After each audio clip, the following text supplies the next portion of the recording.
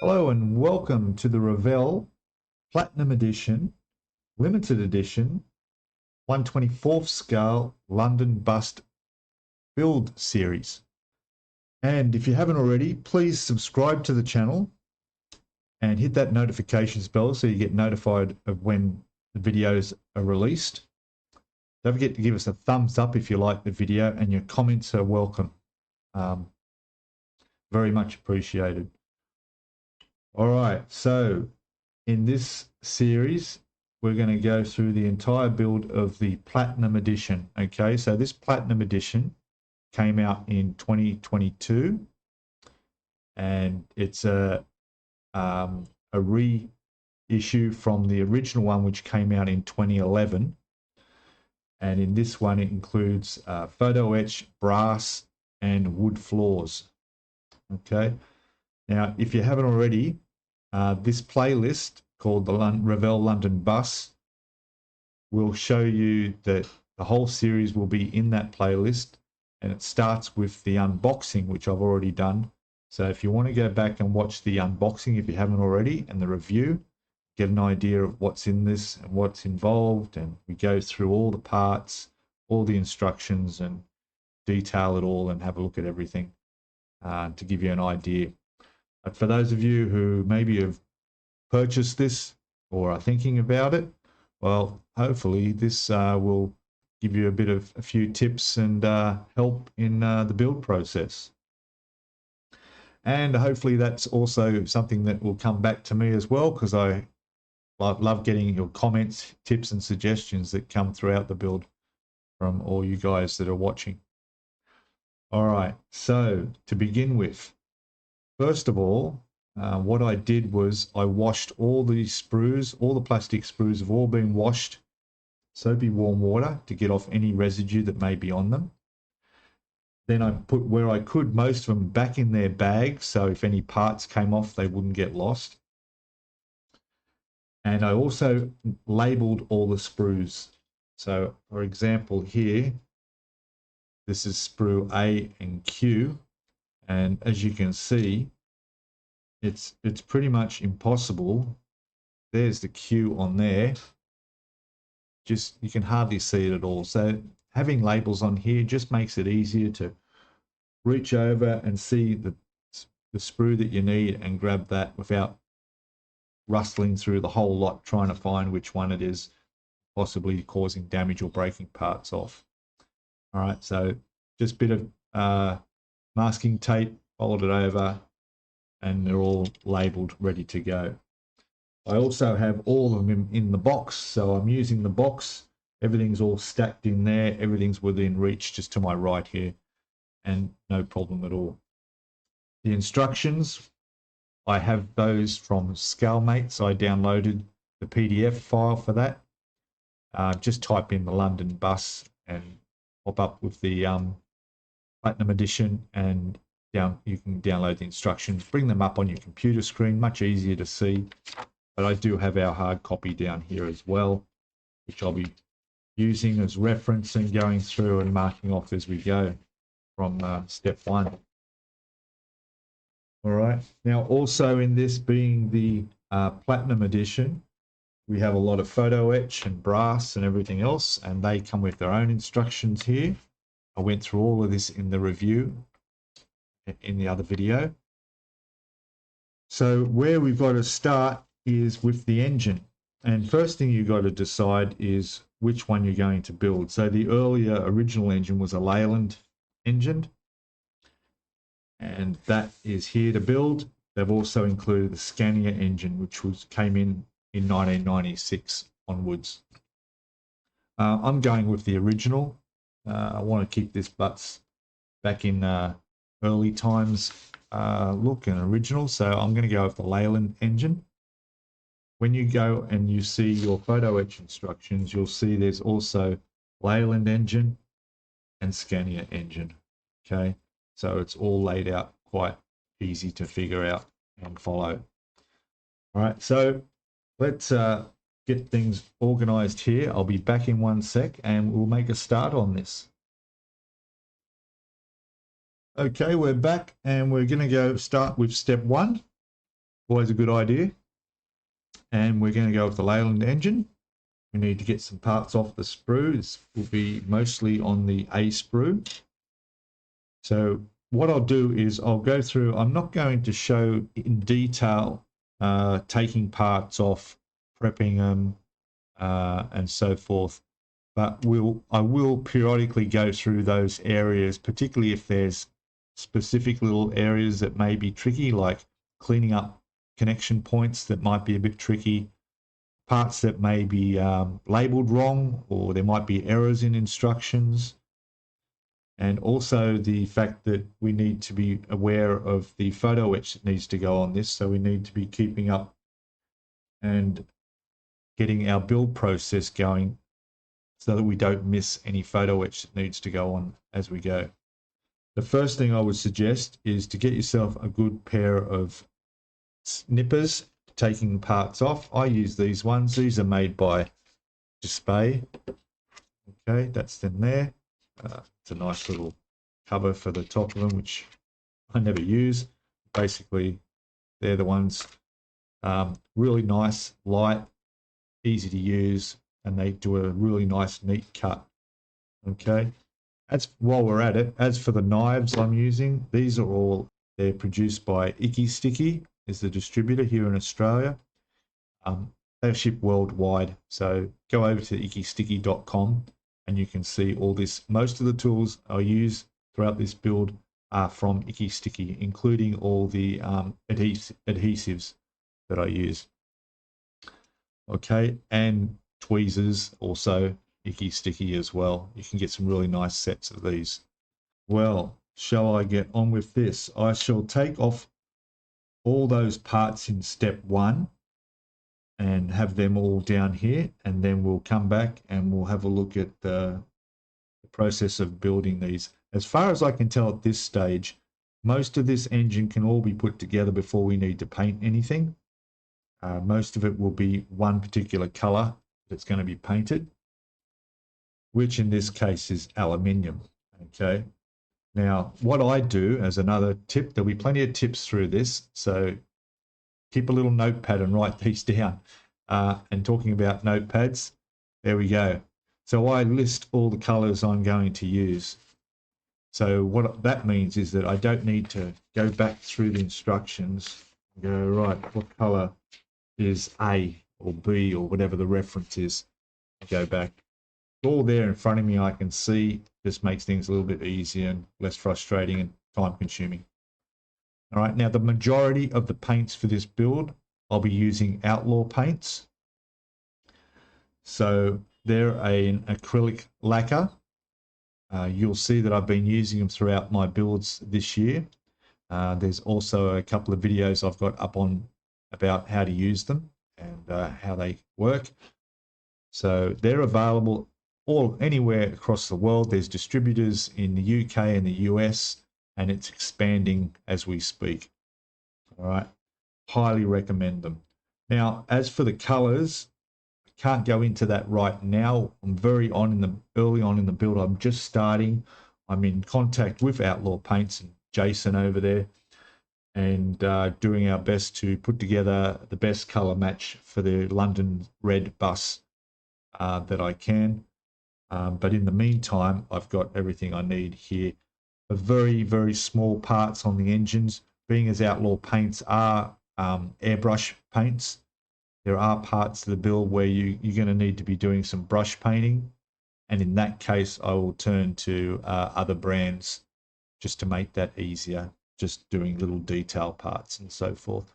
But from what I know, there is a chance at the end of 2024 that there will be Outlaw Paints available as brush paints. So that's a great thing there. All right, so I'm going to go take some parts off these. If beforehand I come across anything that you might need to know about, we'll cut back in. Otherwise, when I come back, we'll have all the parts off for step 1 of the Leyland engine. Okay, I'll be back very, very shortly. Okay, we're back. Changed my cutting mat. I'm trying to see what it's like. The white lines seem to be affecting my autofocus on the camera. and because of the color of the parts, it made it a bit difficult to see.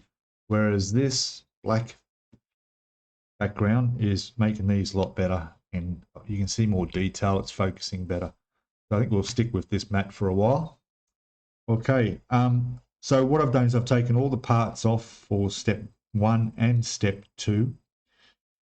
What I'll do now is I will trim all the nubs off from the sprue on all the parts. I haven't done that yet. I'll connect the engine halves together, which is a really nice fit.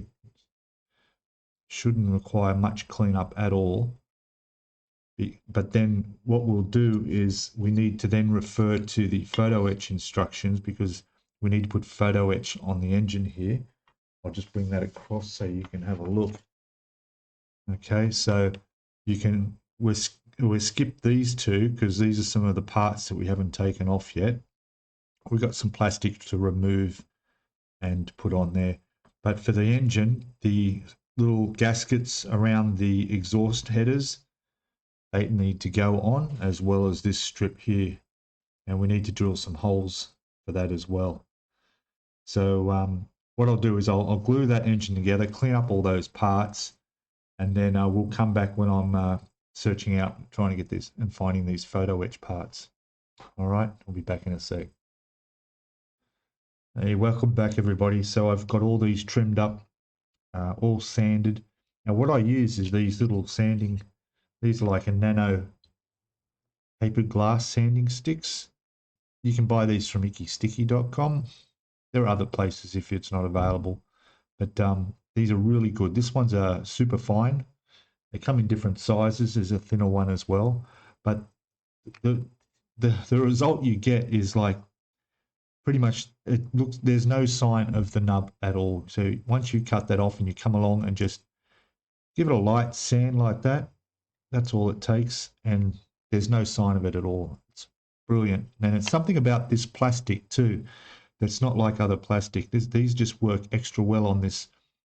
If you can get one of these things, they're great. They're in different sizes, but I find that the Superfine seems to work really well.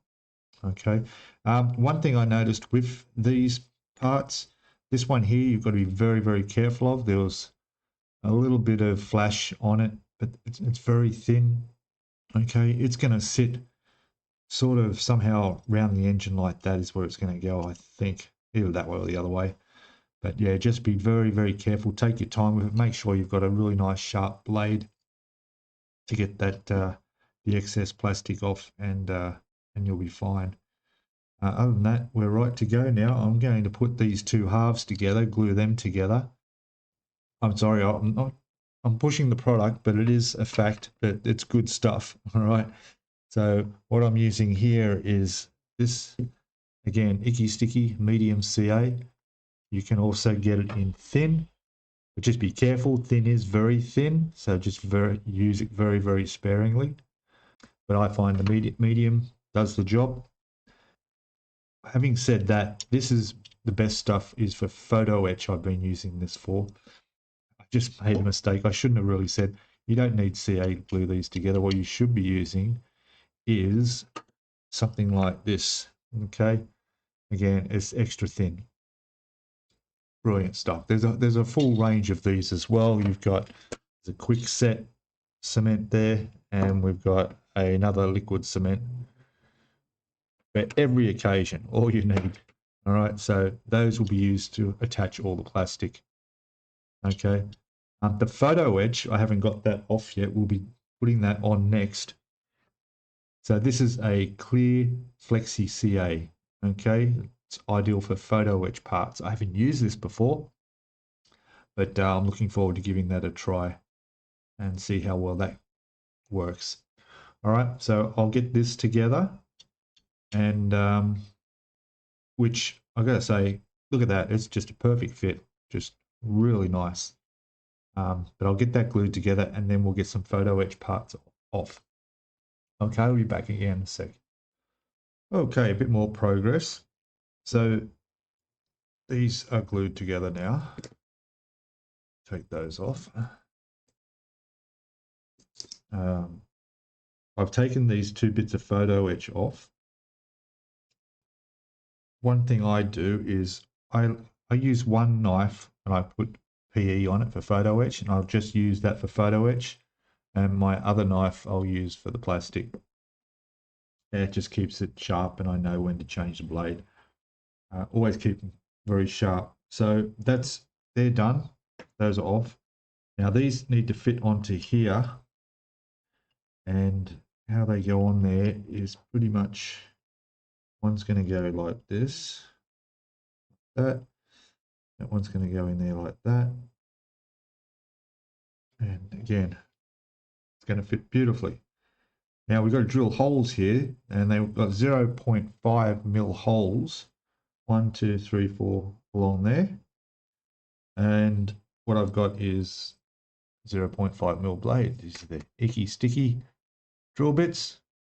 Great stuff. Yeah, again, you can buy these. The link will be down in the description to the ickysticky.com website.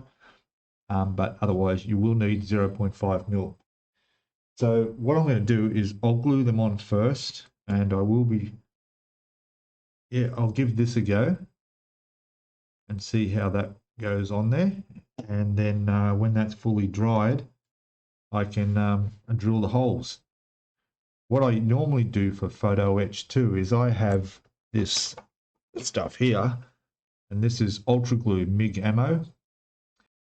It's canopy photo etch glue for canopies and photo etch glue, because it dries completely clear. If you're doing clear parts, you can water it down to the consistency you need.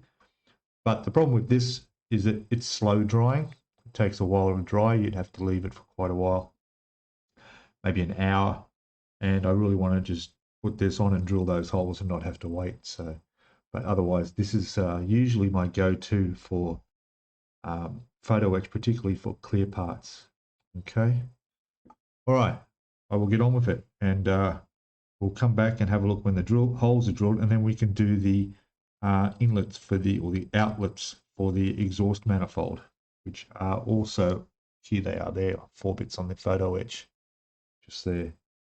Okay, back shortly. Okay, I just wanted to come back and say that this stuff is fantastic. Unbelievable. I mean, I just put a couple little dots on there. I placed the photo etch down there.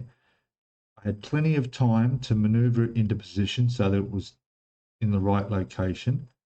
Pressed it down, and it slowly set. And I had probably about 60 seconds, plenty of time before it's hardened up on there, and it's set. Fantastic stuff. Really, really good. So the good thing is that this stuff doesn't dry like your normal CA glue, and other CA glue tends to go brittle, and you get parts lifting or popping off because it's gone brittle. Whereas this one's flexible. It dries. How can I say? Well, not brittle. So parts aren't going to fall off or anything, but they're going to stay there forever, pretty much. So yeah, really, really happy the way that's going on. So I'll leave that for about another 10 minutes, and then I'll come in and drill the holes. Okay, back again, sec. Okay, welcome back. So everything is ready for paint now, or almost.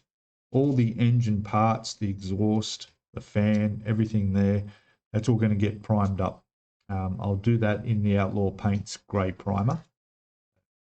That's all ready to go and do now. The engine, this is going to be all aluminium, all this. The others, I've got to do a mixture of aluminium and metal grey, but this one's going to be all aluminium, and I'm trying to decide whether I should do a black primer and then do the aluminium over the top. That's what I would normally do with an engine, just to bring out the detail in little areas, but I'm not too sure. I think that might be all right. But before I can do that, we need all the fuel lines done.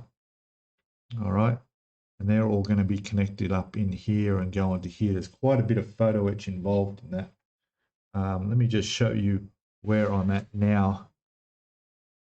So with the instructions of Photo-etch, we've done all of this. Those parts are done. These parts are on the engine. And now we need to do this. Very small fuel lines. Yeah, tricky bits, few bits that need bending and twisting even to get them all onto the engine block. I need to do that before I paint that. So I'm going to guess these will be the aluminium as well. In the weathering process, I could possibly go over there and put some other a wash over it or do something maybe to give them a more silvery look, but we'll see how that goes. But I do need to do all of that and put those on. So that's what I'm going to do now. I shall return. Hey, welcome back. I thought I'd just show you halfway through the process of putting these Photo-etch fuel lines on. These are a useful little tool. These are, I don't know why they call it, but it's a tank, a blending side. It's Alexan model PE parts blending tool. I don't know if that's spelt right or not, but you got all the different angles on that. They're really good. You need to bend those little clasps that came off. You can see them there that go on here. This is a bit small to see, but you'll see I've done one side. I'll put a photo up in the corner so you can see a bit clearer as I use my macro lens on my phone. And see now, whatever the instructions tell you to attach these onto the bottom of the fuel injectors before you try to connect them onto here. That's really almost impossible. It's much easier, I found, if you put these, all right, so glue these in position first, all right, one there, there, and there, and then when you shape this, you need to twist this a few times. The three at the bottom need to be twisted up where they're going to sit down at the bottom. These two sides need to be joined, and these are turned outwards to line up with these. If you turn them out and line them up and put the tops in first and glue them in, all right, then you can work on the bottom and just maneuver it down so it sits onto the pins down on the bottom there. Okay, so there you can see it there. Okay, so that's the easiest way I found to do it. All right, so I'm going to continue on with this, and I'll come back when it's on, because I think that is it for the engine other than the painting. Okay, so we'll come back and have a look back shortly. Okay, welcome back. So we've got the engine all undercoated in the Outlaw paint. So I went with just the grey primer. So it's come up really nice, gone on really well. Most of this engine will be painted in aluminium. So I've got the Outlaw Paints aluminium here. So we'll I'll give that a shot with that now. Some of the other parts, which I'll bring over here, and they're all done. They're going to be in a few different colors, mostly metallic grey. There will be black, which will be the fan. I put that somewhere. Oh, there it is there. So the fan will be black, and the other parts will be metallic grey, and there's also a lighter grey. So I'll individually spray all those, and then the fun part is I can start putting them all on the engine. So that's going to look really good. All right. So yeah, I'll get back to it and paint these up, and we'll be back shortly. Okay, welcome back. So I've got all those parts drying. Paint went on beautifully. Really looks good. I'm looking forward to show you what it looks like. So while that's drying, I'll give it a good hour, then we'll put them on. So in the meantime, I've jumped ahead in the instructions and gone ahead to step 10, because all the other instructions are for the other Scania engine we don't need to worry about. So in step 10, we are doing the floor pan. Well, this is the undercarriage of the bus. So we need to take that off the sprue and get some parts for it. I think we're doing, it looks like the tail shaft and the steering. It looks like the steering arm's going on in this. Yeah. All right. So I'll get this off, get it all tidied up, and maybe by then we'll be able to have a look at the parts I just painted. All right, back in a second. Okay, back quickly again before I grab those painted parts. This is all the undercarriage areas, including the chassis.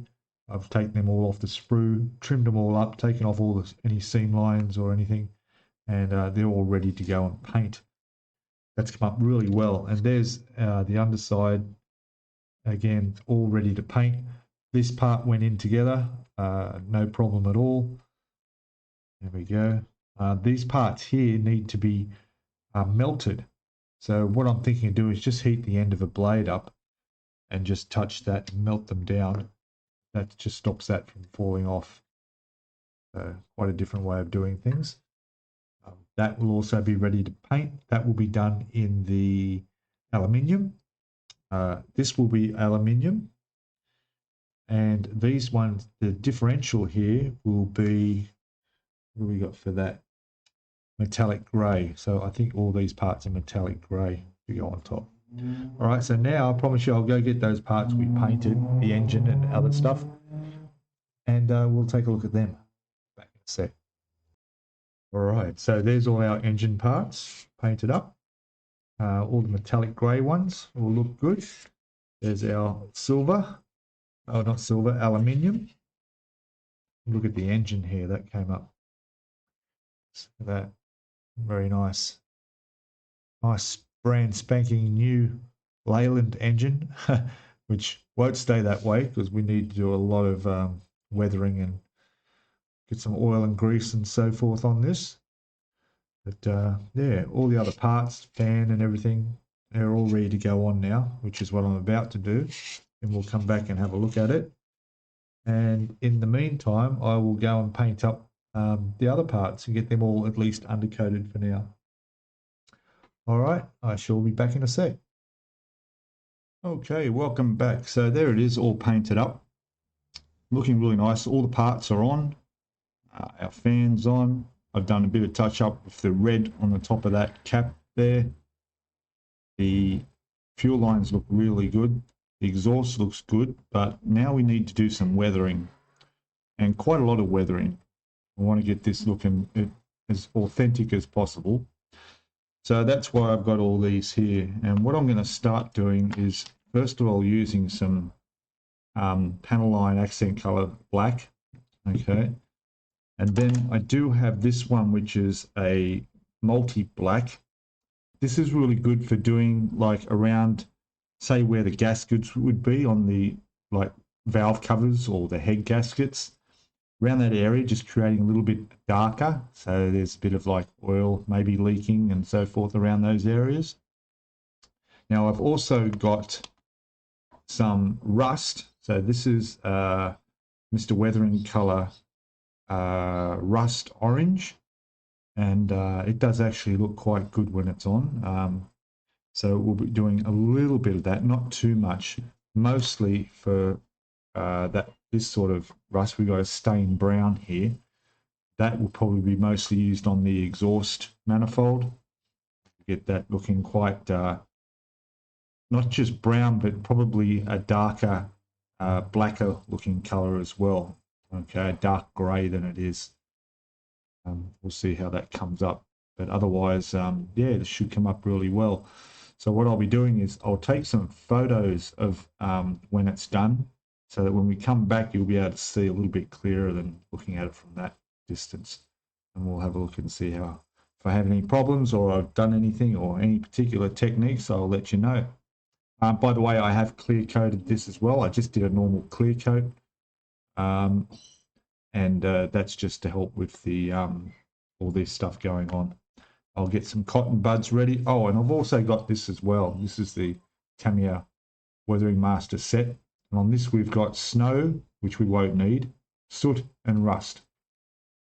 The soot will be very useful. We'll definitely get a bit of that going around, particularly even underneath where the sump is and those sorts of parts areas are. Okay, I shall return and we'll see how it's come up. Okay, welcome back. So there's our engine all weathered up. Literally, it took me about less than an hour, just working on it slowly, using all the panel line wash and everything that I showed you, and just slowly building it up until, well, we got that. I'll put some photos up as the best way to see this, because I took a few nice photos, and you can see there, a bit closer detail, how nice it's come up. Compared to, let's have a look at, we'll look at the shots of it before I did any weathering. So I'm really happy with the way it's come up. I may do a little bit more to that exhaust pipe, just sort of make it a little bit darker, just going from reference photos I've seen.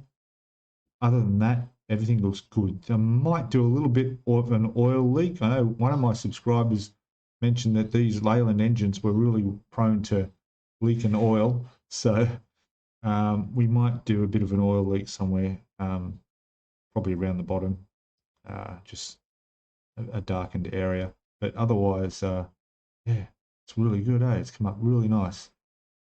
So that's that. That's that for this video too.